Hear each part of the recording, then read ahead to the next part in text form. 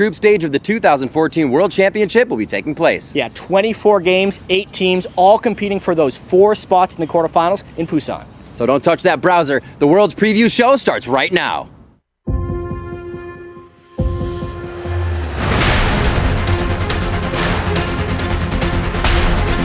There could not be more on the line in this single game.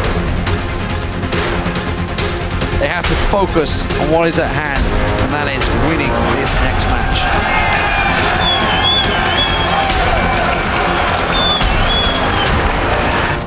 They make the comeback!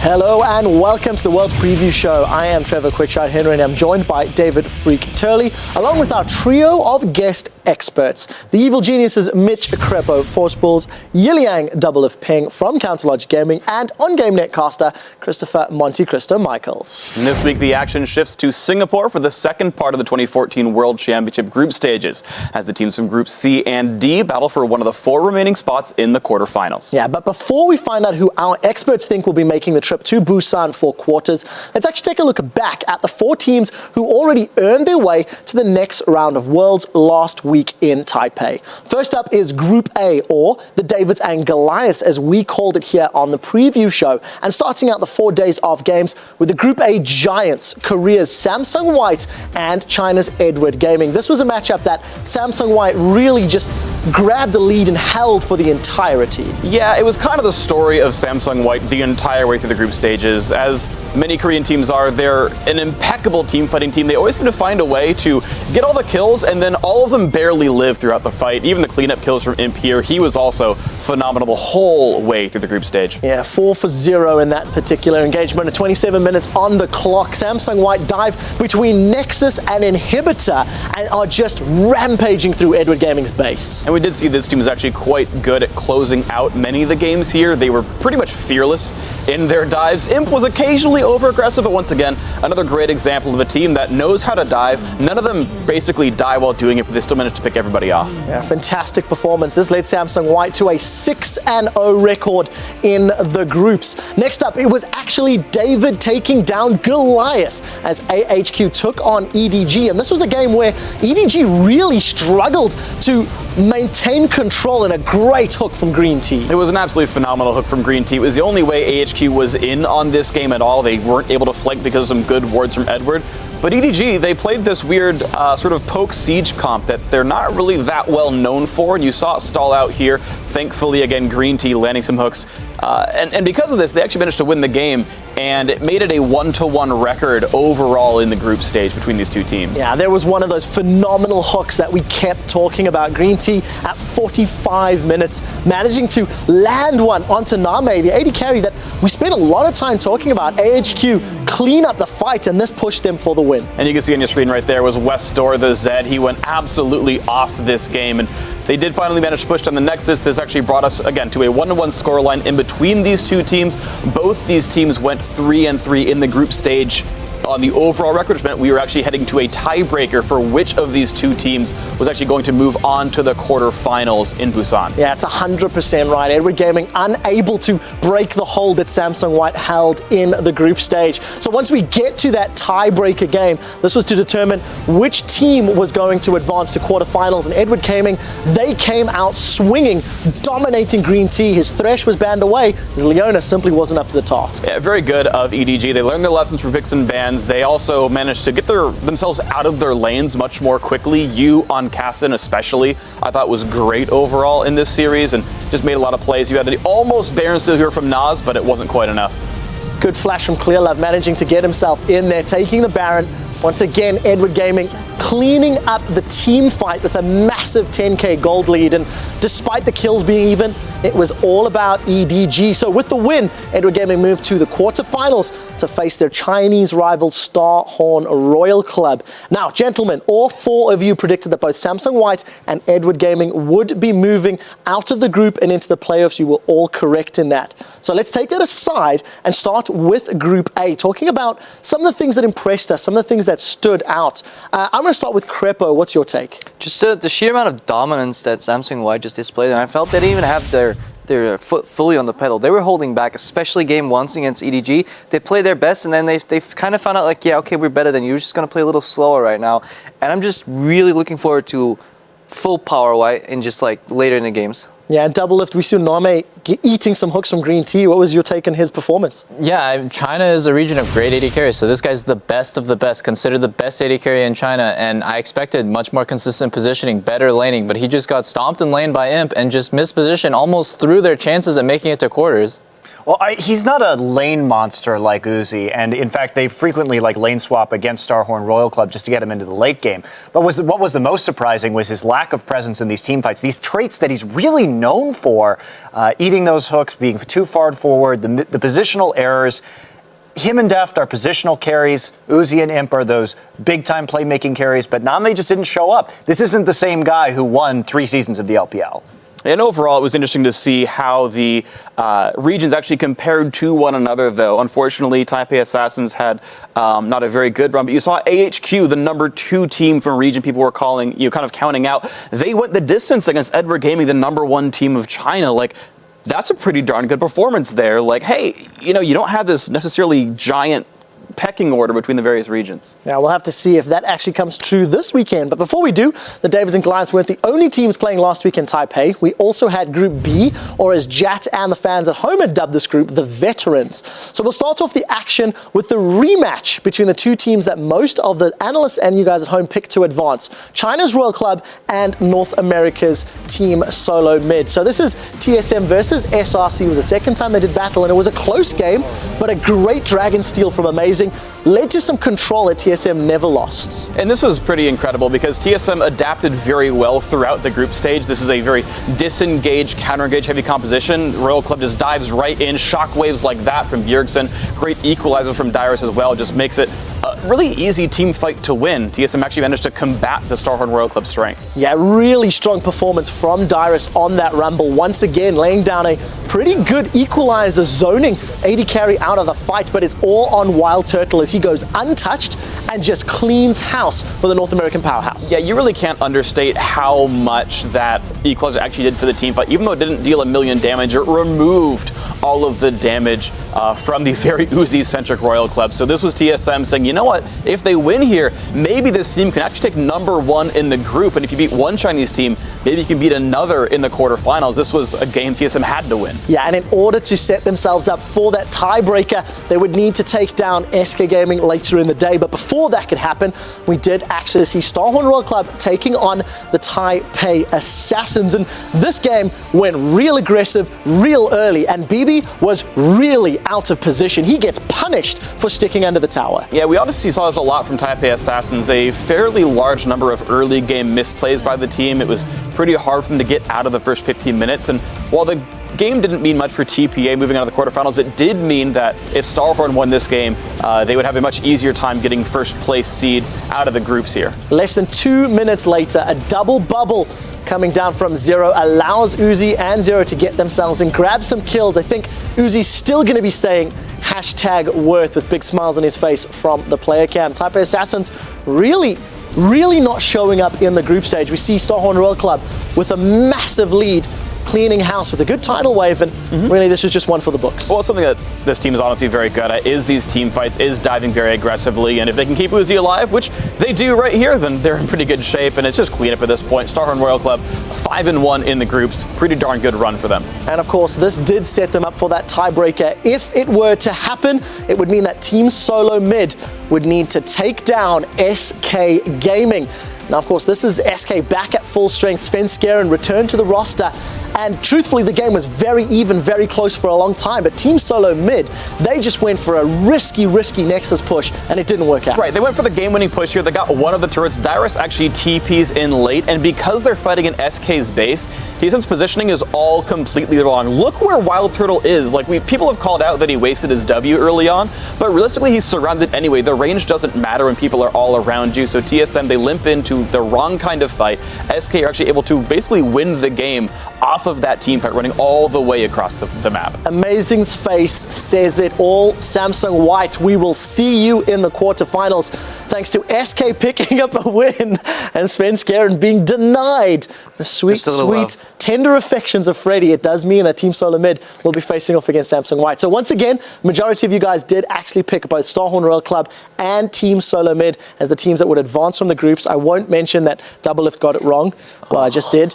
So let's actually start with Doublelift. What was your thoughts on the group and what we see out of these 4 teams? Well, I just want to point out that Starhorn Royal Club, the last thing I would describe them is clean. These guys win very sloppy in my opinion, and they got kind of exposed by TSM in their loss. Their weakness seems to be just counter-engage because all they know how to do is go in. So I felt like it could have went either way. If TSM didn't have that loss to SK, which really could have went either way, then I thought TSM could have swept that group and made it out in the first seed. So Starhorn Royal Club, I feel, is very fortunate to have that first seed, and we'll see how well they do in the quarters because I feel like they are a lot weaker than I expected. Yeah, that's actually the point I was going to make. Thank you for that, Peter.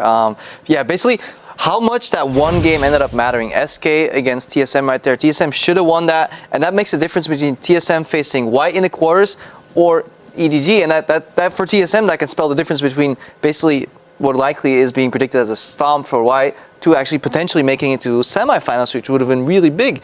So that one game just like swayed their fate entirely, and yeah, unfortunate. I can't agree with the fact that you say that TSM should have won that game. They fell behind pretty far early. I think they were even lucky to be able to execute that mid lane push. Yeah, it was disastrous, but to even get to that point with that fed Vayne, I think was very fortunate for them. And if we take a look at SK over the course of the group stage, I really want to highlight Freddy's play because he stepped up. And over the past season, he's been kind of gaining ground. He's considered one of the top laners in Europe, and he did work on that SK Gaming team. I was very impressed by his play on the world stage, really showing that he's a top-tier top laner. He has shown phenomenal growth from the time that he played in AAA. He used to be very solid there, but people will just dismiss him really easily. But he has really stepped up, and he's really surprised me as well. Yeah, I completely agree. Yeah, and honestly, I just liked, once again, sort of same story as Group A, the regional parity here. Number 3 team from Europe, 1-1 against the number 1 team from North America. The number 2, very nearly the number 1 team in China as well. Starhorn Royal Club right there. So you see all these teams very close together in skill, and I just kind of wish we could have seen what would have happened if SK had their full lineup and, Svenskeren hadn't made that mistake. Yeah, big thoughts indeed. All right, so with the first 4 teams locked into the quarterfinals, the world's bracket looks like this. The biggest giant from Group A, Samsung White, will face Group B's runner-up, Team Solar Mid, on Friday, October 3rd. And then in the bottom half of the bracket, we've got a rematch of the Chinese regional finals. Group B's top team, Starhorn Royal Club, facing off against the Chinese champions, Edward Gaming, on Saturday, October 4th. Yeah, now before we discuss which teams we think will be filling in the rest of the world's bracket, it is time for one more look back at Group Stage 1 as we hack into the player comms of AHQ and Edward Gaming for a special Worlds edition of All Chat. AHQ could still potentially cause a big upset here. If they could take down EDG, they still have a chance of qualifying. 露露美 TP， 小峰可以看一下，他们要过来，你们跟得到吗？要上了，要上了。He gets hooked once again. This is real bad news once again. 我干姐，我干那个，他死，陆先死了，解析，他没闪。露露出来呀，露露出来呀。They can take Baron, or they can say, screw the Baron, let's go for the win. They're gonna go right up that mid lane, Joe. They want to answer the inhibitor. Let's see if they can do it. 5 members shoving another turret. What the hell is happening here, ladies and gentlemen? AHQ are turning this game on its head. 冷静，大绝15秒，许光很去。 This crowd is lighting up and ready for AHQ to take a victory. Oh my God, Bryce, he's going low here, but he himself has got a guardian angel.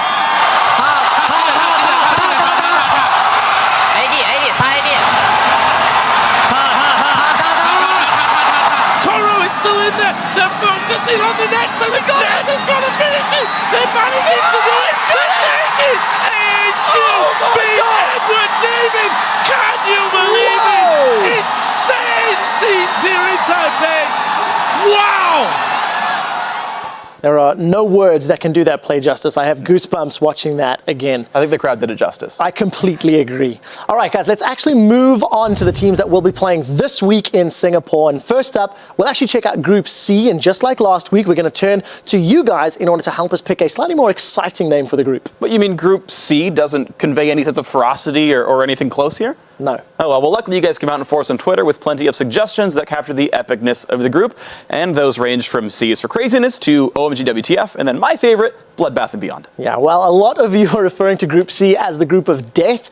At best, Rollock sent in mid lane madness, which we actually think fits rather nicely, and we'll explain why a little later. Let's take a look at the 4 teams in the group. First is the number 2 team from the European LCS, it's Fnatic, along with the number 1 team from Korea, Samsung Blue. Next is the number 3 squad from the North American LCS, LMQ, and finally the number 3 team from China's LPL, OMG. So we'll start with the number 3 team from the North American LCS. It's LMQ. And now, Freak, you've actually watched these guys play all year long. What do you think about the team and the chances at Worlds? Honestly, LMQ are very good, and I actually love their story. It's kind of the American dream. They moved to America from China, brand new lineup. They started in the Challenger Series, and they absolutely dominated the Challenger Series from start to finish. They won basically everything you could have, qualified for the LCS, stayed top 2 in the LCS the entire season, and then made it to the playoffs. And aside from one 5-game loss to TSM, steamrolled through the playoffs, looked great there, number 3 seed overall, an incredibly good lineup. And let's actually take a look at that starting 5. In the top lane is Ackerman. Last year, he was known as Godlike on Royal Club, was a finalist for the World Championship last year. The jungler is No Name, he's the primary shot caller. Mid laner Xiao Wei Xiao.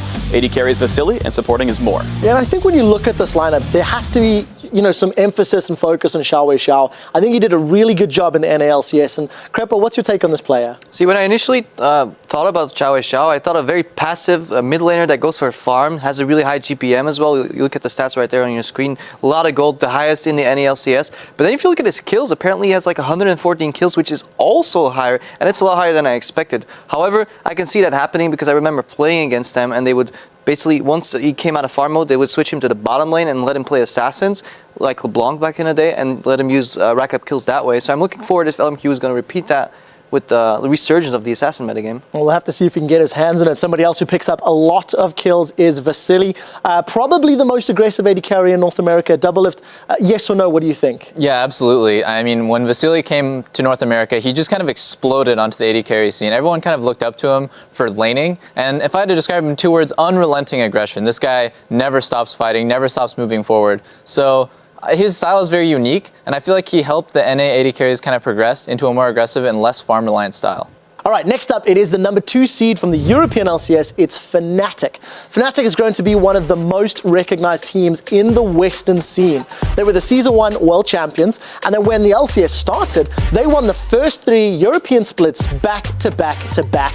In the midst of all that, they also had a semi-final placement during last year's World Championship. I think there's a lot of pedigree in this roster, and there's even more expectation on their shoulders coming into this World Championship. Oh, absolutely. Fnatic started out the last World Championship with a bang. They dropped 1 game during the group stage, including beating out big titans like Gambit or Samsung Ozone, now Samsung White this year around.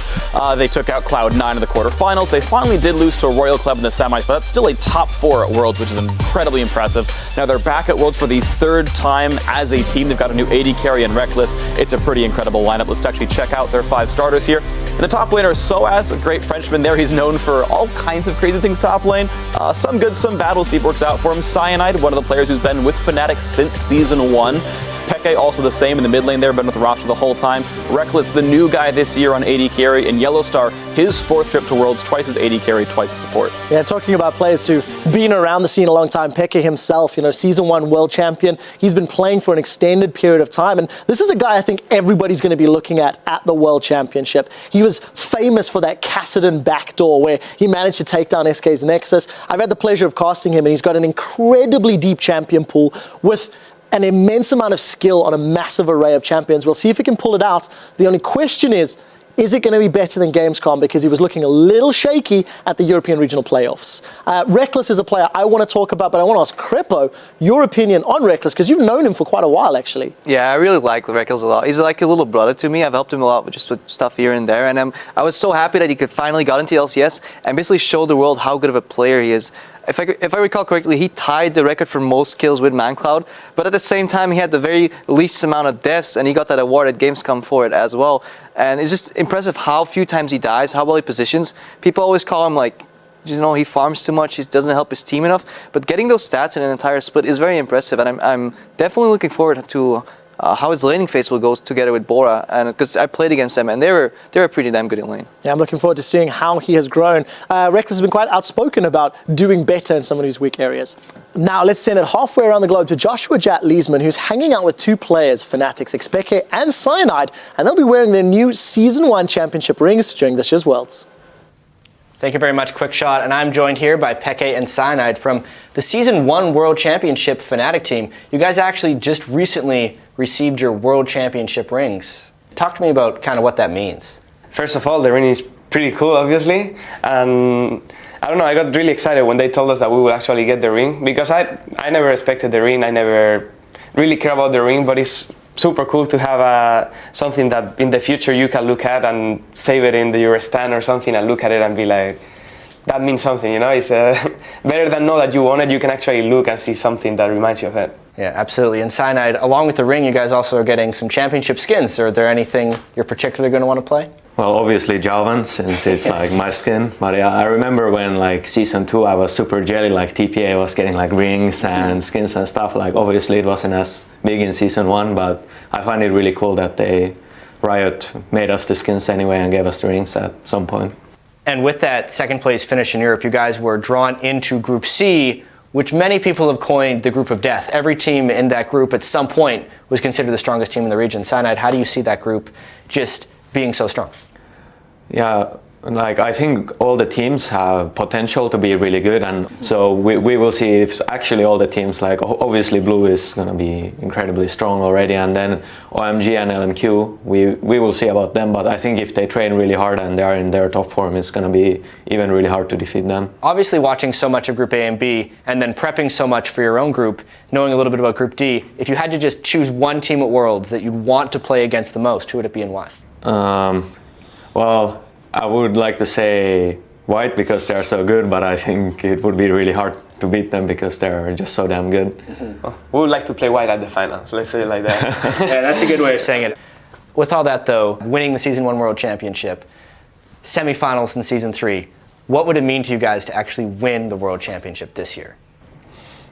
Well, I don't know. It would be just crazy compared to like last year already. We were so happy that we made it to semifinal, because at least for me it's about performing good. Because once you perform your best, if the other team does better, you feel a bit bad, but you don't feel bad in the sense that you are like, if I played a bit better, if we trained a bit more, we could have won. So for me, the goal is to try to give our best, and after the game, don't have a bad flavor that you could have done better. That's the goal. And of course, if you win and you play your best, I think it's just the feeling. At the moment you win, you don't even think about it. It's completely crazy, the excitement you get. So. Well, for me last year, I was a bit disappointed after we lost, like obviously, but I was also really happy since we made it really far and we beat NA, so that's what it really matters, but just kidding. But still, yeah, I was really happy we made it so far, but I would have desired to go even to the finals and play there on the big stadium.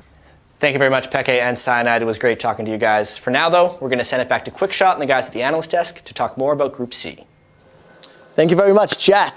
Those rings certainly look awesome. On the topic of the Fnatic skins, you guys at home will be able to pick those up very, very soon. So at the very least, you can look like one of the pros while you're playing. I want to keep this tour of Group C on the road. So let's take a look at the #1 team from Korea. It is Samsung Blue. 2014 saw Dade transition from their sister team to mid laner for Blue. And this really did usher in a year of dominance for the #1 seed. It absolutely did. Once Dade joined Samsung Blue, the team went on an absolute tear through 2014. They won Champion Spring, they took second place in Champion Summer. This gave Blue enough circuit points to earn that team the #1 seed from Korea heading into the World Championship. Obviously, an incredible group of 5. Let's check out their starting roster now.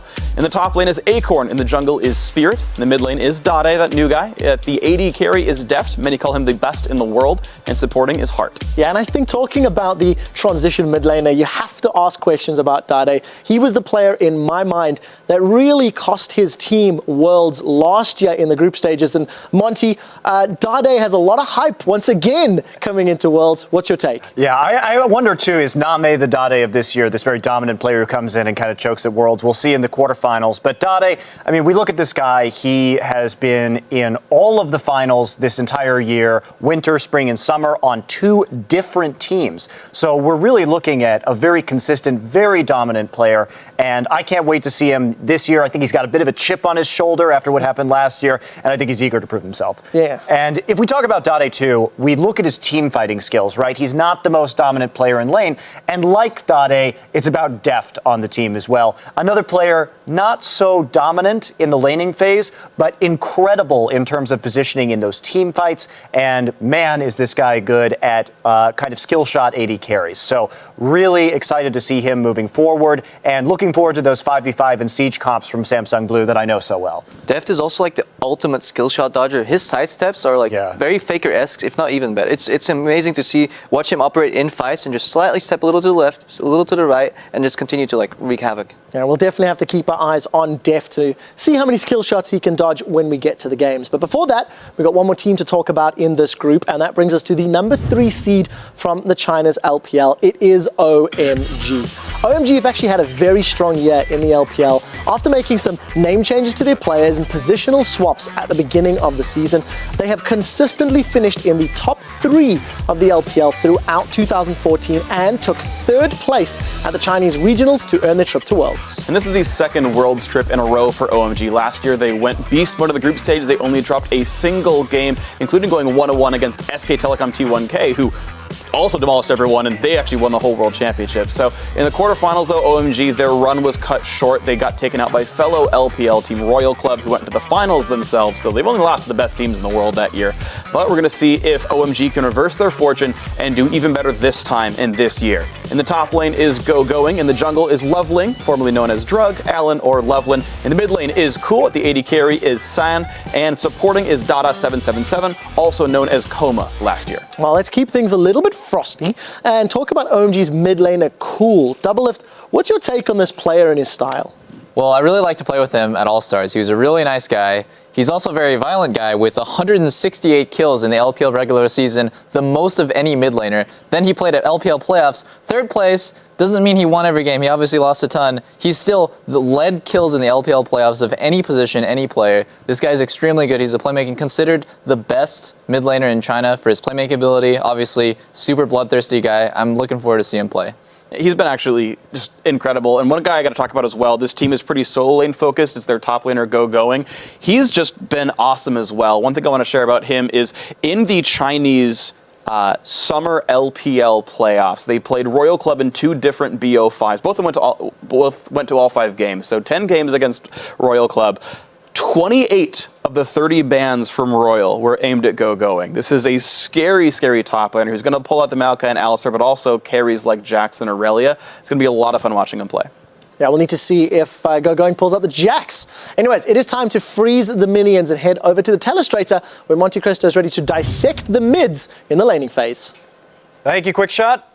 The aptly named Group of Death will undoubtedly see some fierce battles this week, and I believe whoever wins the mid lane will come out on top. So let's take a quick look at how I rank the 4 players who will be front and center for Group C.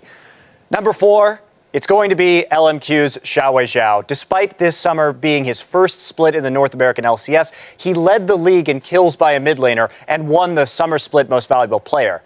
That said, he is a very farm-dependent mid laner, and he has less playmaking ability than the other mids in this group. He's also not up against the toughest competition in North America. At number 3, we're going for Fnatic's X Peke. He is one of the top mid laners in Europe, and of course his name has become synonymous with backdooring a Nexus thanks to his famous Kassadin win. Although he is an assassin player and the meta is shifting back in his favor, he's overshadowed by the 2 other players in this group purely because of increased playmaking ability. Number 2 is going to be OMG's Cool. He did have a great showing at last year's Worlds, keeping up with Faker in lane and proving a lot of his abilities. He did tear through the group stage last year. It's going to be a little bit harder this year. He's the best mid laner in China. He kept up his performance throughout the LPL this year, and he really has hard carried his team. He got as many as 20 kills in a game in the playoffs in the LPL. And especially on OMG, they're a very solo lane dependent team. He is the rock that they kind of build their foundation on. But of course, with one top or mid laner left, that is going to be Dade in Group C, of course. Who's your Dade? He's at number 1. He is number 1 on this list because he has been to 3 consecutive Champions Finals this year, 2 different teams, won a season MVP award, and he is an extremely dominant player in spite of his limited champion pool, to the degree that he has champions like Zed that he can pull out, that he has a 17-2 professional record on. It's pretty much a death sentence if you let him pick Zed. He did have a lackluster performance at Worlds last year, but he has returned to form. He's gotten even better, and I expect a much more impressive performance from him this year because he's probably the most consistent player in Korean history.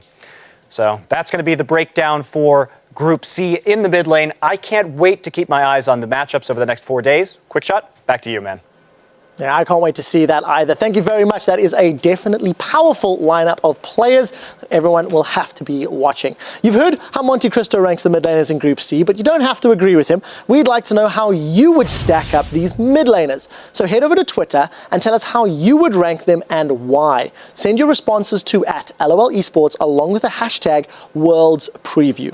Now, one group of guys that absolutely agrees with Monty is his teammates on Samsung Blue. And even though the star mid laner left the world's battlefield early last year, this time around, Dade is determined to show the world why he's called the General. 네, 안녕하세요. 삼성 블루팀의 미드라이너를 맡고 있는 다데 네어진입니다.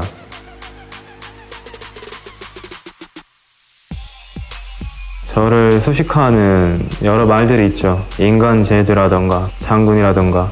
누가 먼저 시작한 건지 잘 모르겠지만 장군이라는 별명에 대해서 평소에 신경 쓰진 않습니다.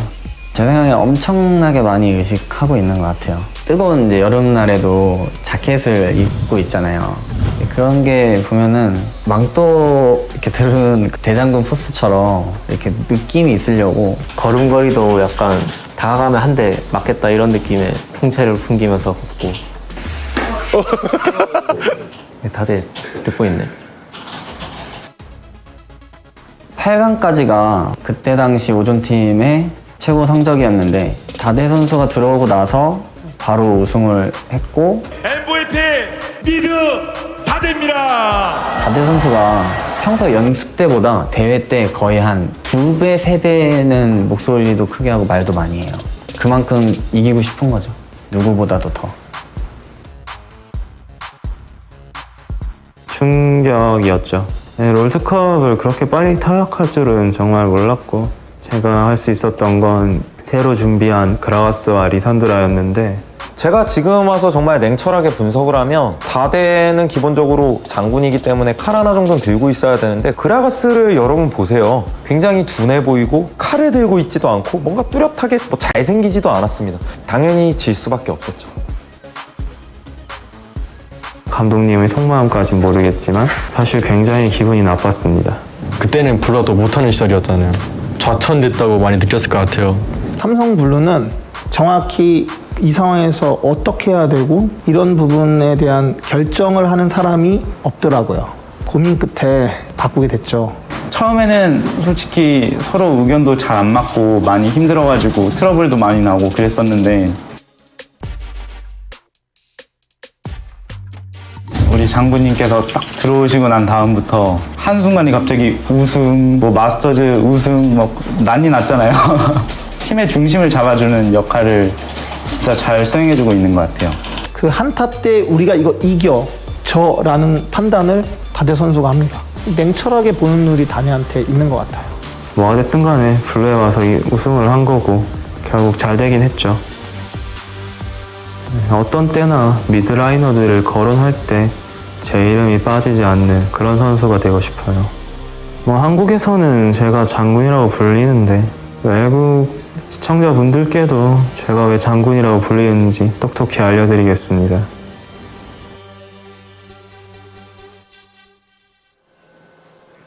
Wow, those are some strong words from Dade.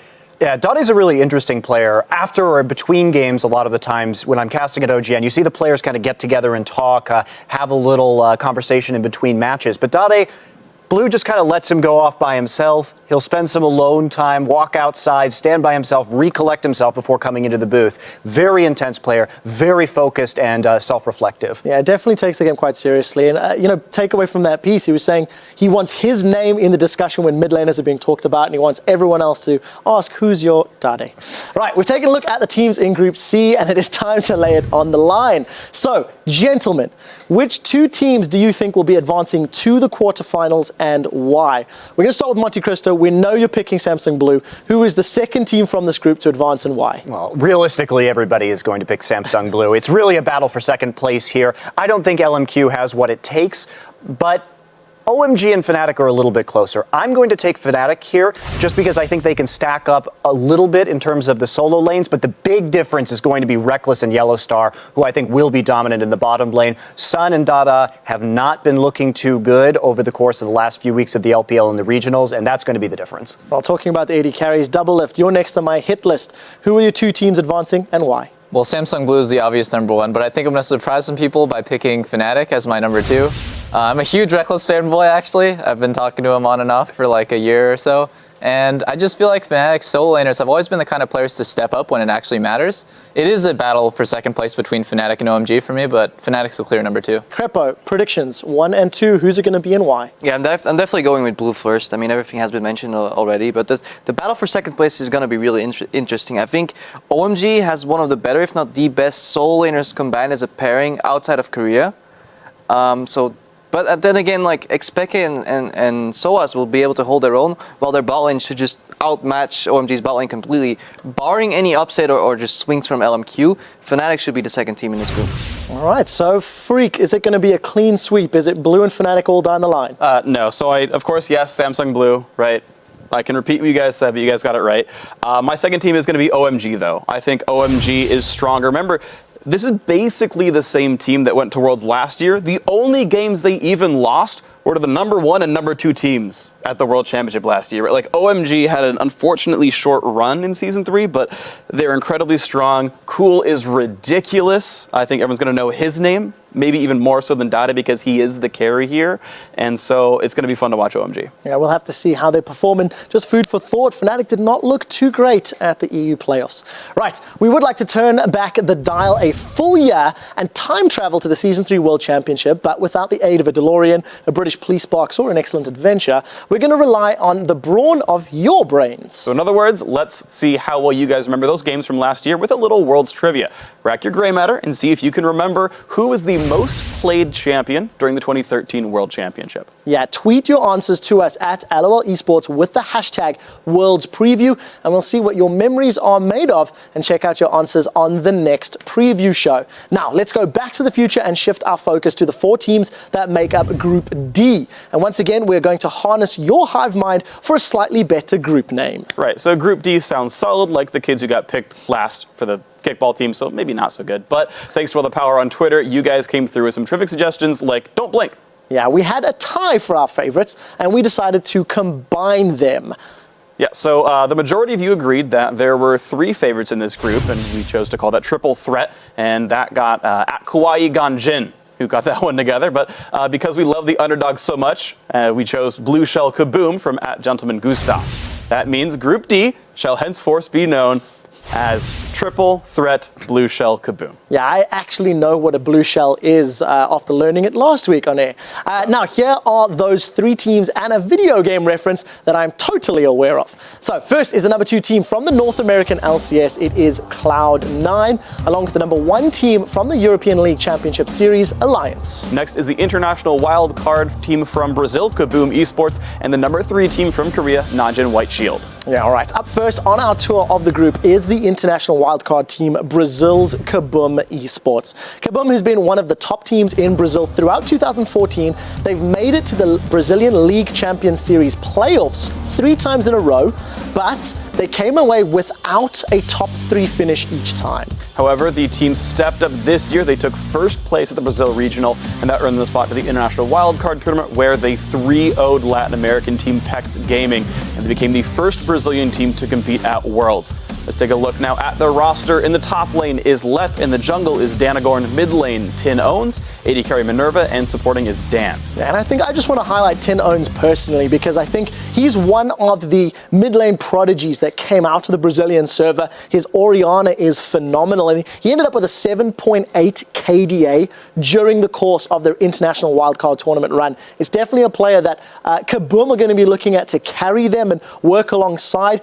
But it's the shot caller Dance that is standing out and has had a lane swap that allowed him to grow. Freak, do you care to add? Yes, he's a converted AD carry player there. He's filling up the shot calling role for the team, and he's been incredible overall, right? He had a great KD during the international wildcard as well. So far, so good for this team. And what I love so much about this Brazilian team is that a little bit like China and North America, where they started importing a whole bunch of foreign players, this is a team that stuck with an all-Brazilian lineup and shot past all these sort of Korean-laden rosters, and have done so well with the homegrown talent pool, and it's been great to see him go. Yeah, talking about importing some Korean talent, let's talk about the Korean team in this group, and it is the number 3 squad from the region, Najin White Shield.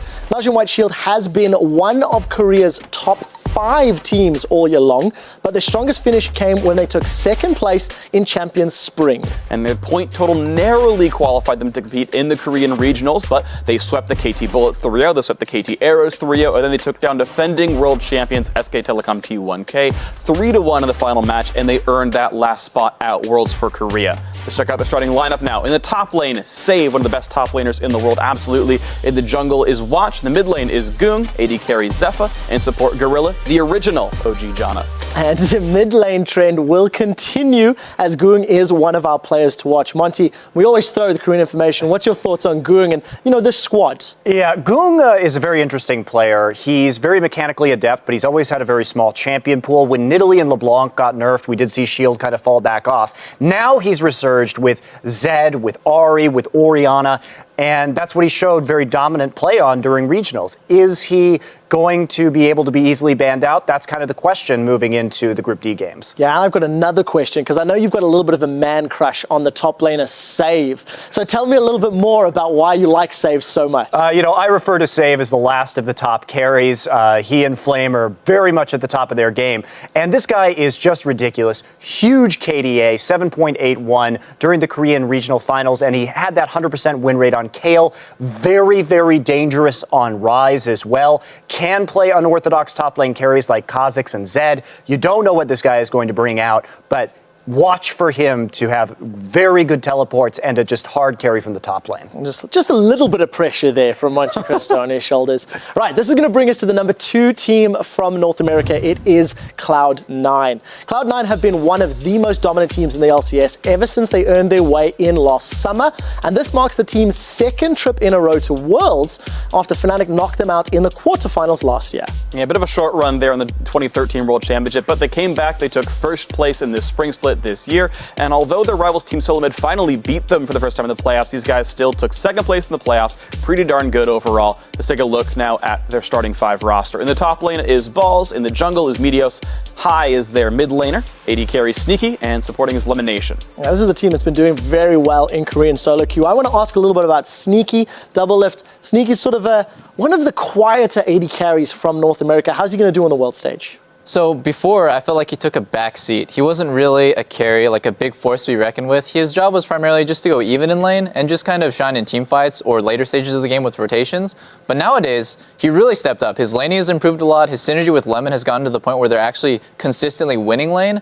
And their mid-game rotations are just all focused around the AD carry, actually. Sneaky's getting a lot of farm, a lot of kills, and stepping up. I mean, that backseat point actually ties back to Meteos as well. He was known as a jungler that used to farm a lot and just had this stigma around him that he would never gank. But he stepped up this game, diversified his plays, and just improved his champion pool. At the start of the year, his Lee Sin wasn't good. He even said that himself. He kept playing it because he was smart enough to play that champion without even having mechanical proficiency. But he stepped up his Lee Sin game. He has a better champion pool right now, and he's just a really smart jungler. So I'm looking forward to see him perform on the world stage. And I actually want to see if they've added some more strategic diversity to the roster, because every single game in playoffs, they just lane swapped sneaky and waited for team fights. I want to see what else they've learned this time around and see if they can do something new at Worlds this year. Well, they've had a lot of time in Korea to learn those new tricks. Another team that will be the last team in this group. It is the #1 squad from the European LCS. It is Alliance.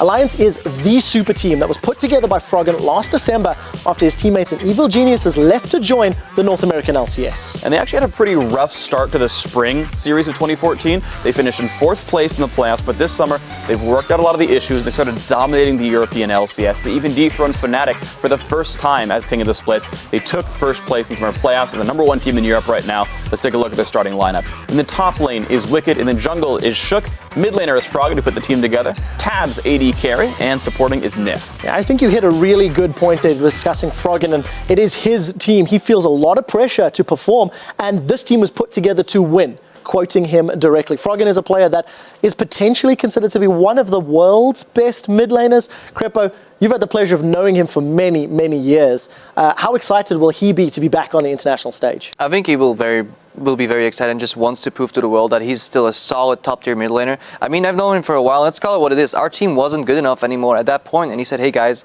we're good friends, but I want to move on. I want to try my own thing. And with all respect, he's very outspoken in that regard. He's very honest. So that's why we're still good friends right now.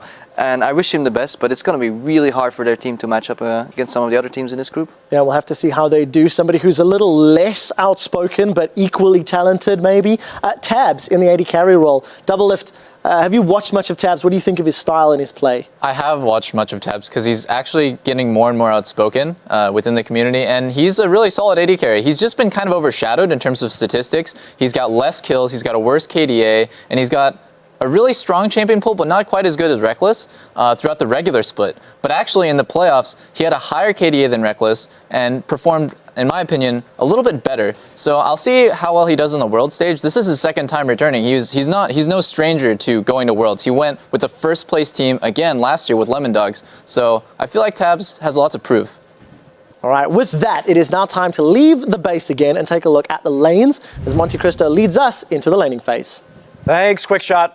When considering the teams in Group D, I have to keep the focus on the mid lane once again, just like Group C. So let's check out the players in that role and see where they rank here at laning phase. Number 4 probably won't come as a surprise. Tin Owns from Kaboom. He's definitely the strongest laner in his region. Unfortunately, that region is still up and coming, and we're talking about the World Championship here, so he is going to be overshadowed by the other mids in this group. Number 3, I'm going with Hai. Hai's obviously a very strong shot caller, but is a bit weak when it comes to his laning and his champion pool. Now, I do think we'll see an improved Hai due to his time in Korean solo queue. I think out of any player who went to a boot camp in Korea, he had the most to gain. Number 2, going to be Goong from Najin White Shield. He had a strong performance throughout the Korean regionals due to his mechanical skill, and he was instrumental to taking down last year's world champs, but he still has that small champion pool that's plagued him. He's also been rather inconsistent over the course of the year, and I feel he could be targeted out with bans if he hasn't broadened his pool in the last few weeks. Number 1, it's going to be Froggen from Alliance. He's one of the top mid laners in the world, certainly. He comes into this series with a very large champion pool and that consistency that we look for in top players across metas. He plays a very calculated style, he knows his limits very well, and he's always relevant in game. So that's going to be your laning phase for Group D. Quickshot, back to you. Thank you very much, Monty. Once again, I'd like to hear from you whether or not Monte Cristo was right or wrong. Let us know what you think by ranking these mid laners and also telling us why. You can send your answers to @LOL Esports with the hashtag Worlds Preview on Twitter. Let's stay in the mid lane, although this time that mid lane is a hell of a far way away in Singapore, where Rivington Bisland III sat down with Cloud9's captain, Hai. Thanks, Quickshot. And right now I'm happy to be joined by Cloud9's captain and shot caller, Hai. How's it going? What's up, dude? Just got here in Singapore. It's pretty hot. Right on. Well, let's get right to it. This is your second trip coming into the World Championship. What's the difference between last year's championship and coming into this one? Well, a few things. First off, we get to play more than 3 games this year, so I'm happy for that. And we're also over in Asia. Last year we were back in LA playing right next to where we live, and now I'm all over here in Singapore. Never been here before and playing a game I love. Right on. And how are you guys actually feeling about that group stage? Because you guys usually seeded out of it. Now you got to play. What are you thinking? I'd like to say our group is pretty hard. There's obviously 3 favorite teams to come out, Naj and Shield, us, and Alliance. Basically, when we got second place at playoffs, that made our group, or our possibility of getting our groups, much harder. So it's kind of our punishment, I guess, for not taking first. Speaking about that second place, it's the first time since Cloud9 has been in the LCS that you guys don't grab the title. What was the feeling of the team? I think it depended per person. Some people were more mad, some people were more sad, some people were just like, it happens. Or they just weren't expecting to win anyway, just because how practice was going. So depending on who you ask, they'll give you a different answer. All right, and obviously everybody, as fast as they could, took off, got to the boot camp in Korea. What were the benefits? What did you guys draw from that? So we got to practice for 3 weeks in Korea. We learned a lot here. If we got to stay here for another year, I'm sure we could compete against the best Korean teams over and over. But we only got a limited amount of time to practice against them. And the limited amount of time we did get, we've learned a lot in 3 weeks here. And while you guys were boot camping in Korea, did you guys figure out that you needed to focus more on Cloud9 or focus more on the teams you were competing against? We had to focus on what they were doing to beat us, basically. So we look at what they're doing and be like, hey, how are they doing this? Why are we like losing? What are they doing better than us? And then we learn from it and try to fix the problems that we were doing. And it went pretty well, actually. And which team are you guys looking forward to face at Worlds if you get the chance? Well, I want to win Worlds. So obviously, I don't want to play versus a Korean team, but sadly, there's one in our group, and you'd have to face one to get to the finals anyway. So I guess I would like to play versus Blue as the most, just because they are on our side of the bracket, and I want to play versus Dade. All right, Hi, final question. What would it mean to you, to the team, to win Worlds? To win Worlds, we haven't thought about that because it's a far stretch, but in the case it did, it basically make us losing at playoffs not matter anymore. It would show the world that the Western teams can actually compete against the best teams, and it would give me a lot of money to go do things and have fun. All right, Hi, thank you very much for hanging out with us today, and best of luck to you and the team at Worlds. And right now, we're gonna go ahead and send it back to Quickshot and the guys at the desk to go over more matches in Group D. Thank you very much, guys.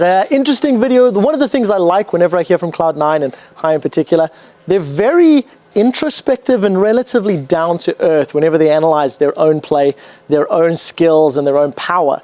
Talking about play, skills, and power, it's time to go down the line and find out from you guys who you think will be advancing from Group D to the quarterfinals. We'll do it in reverse of Group C, so I'll start with Freak. Who is your top 2 teams and why?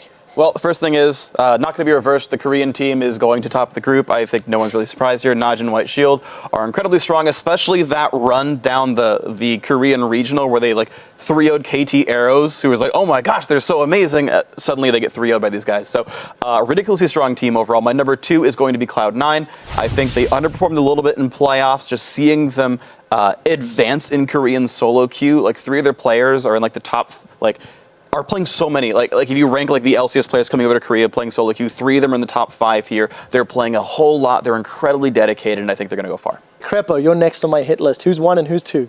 Yeah, I obviously think White Shield is just going to win the group all out. So the second place is, again, really the important one. It's either going to be Alliance or Cloud9.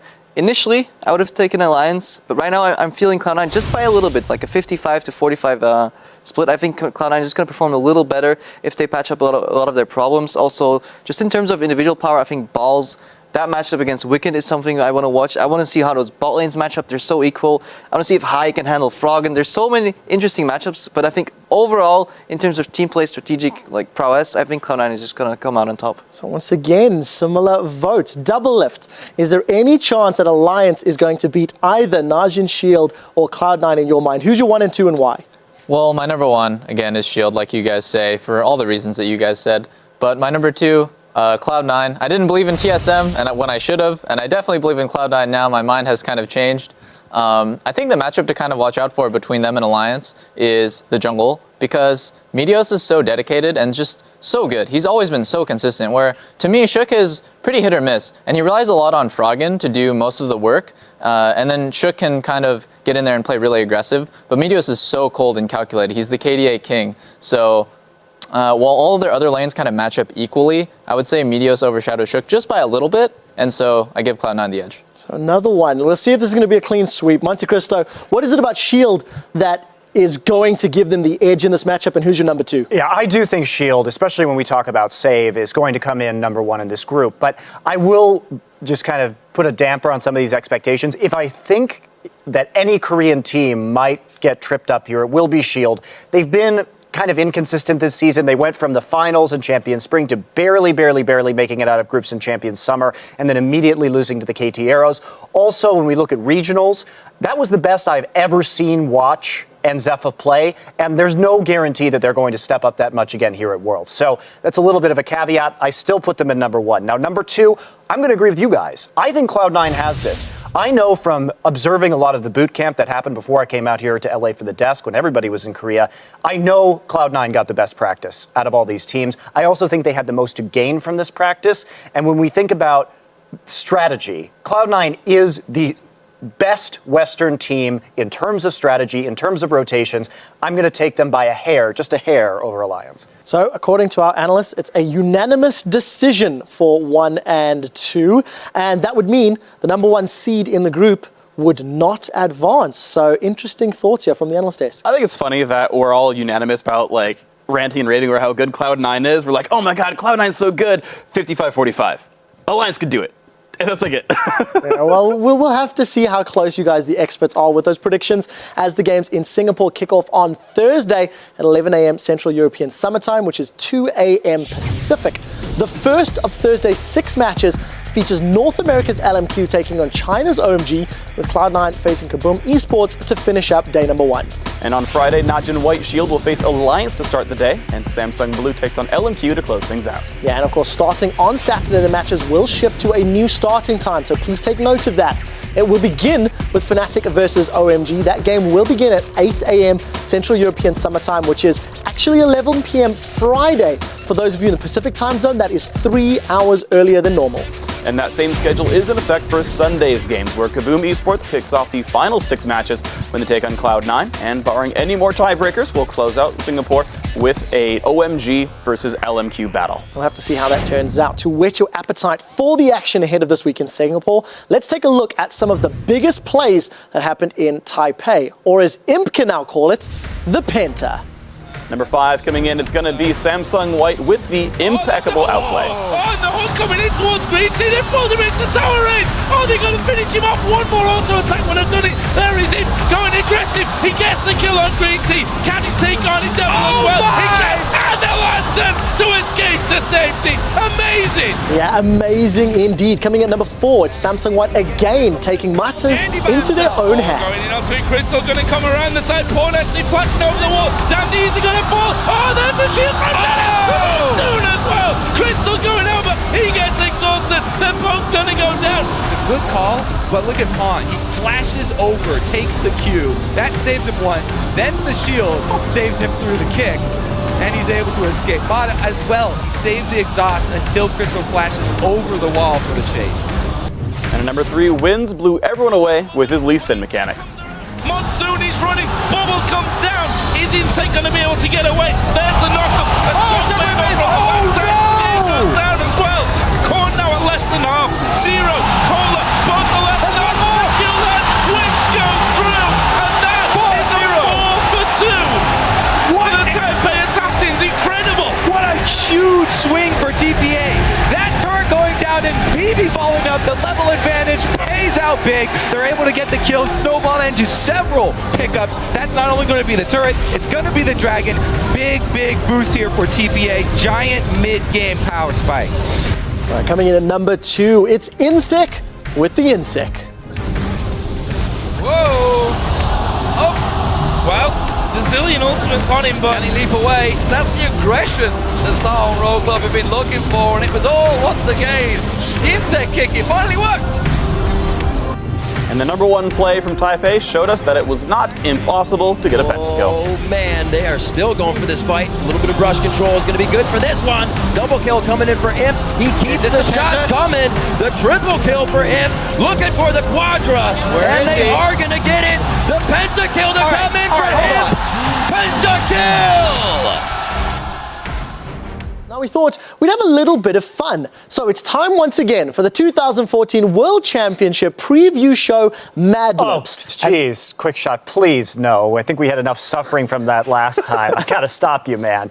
Last week, I think I summed up how everyone on the desk feels watching those Mad Libs right now. Whoa. In contrast to Darby. No. In contrast to Darby. No. Explain why. What do you think? Yeah, I'm not going to fight for them either. Right, I see how it is.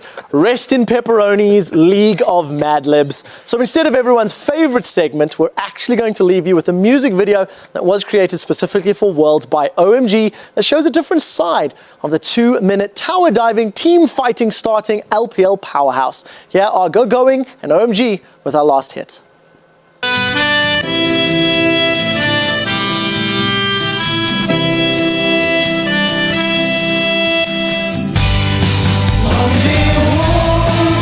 的心中，永不放弃。